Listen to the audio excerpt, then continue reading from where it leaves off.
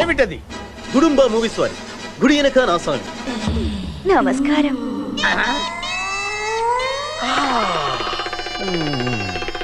చింత చెట్టు కాడ ఉన్న చింతామణి, నీకు చింతకాయ తెచ్చినాని చింతామణి. నిన్ను చింతకాయతో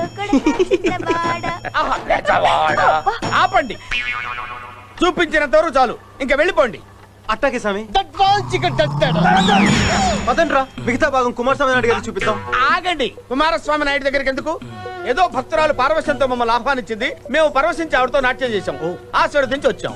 దీన్ని నాట్యం అంటారా స్వామి? ఆ, అయితే తరువాయి భాగం చూడండి స్వామి. అంటే రెండో పాట కూడా ఉందా? కథలో అదే ట్విస్ట్ స్వామి.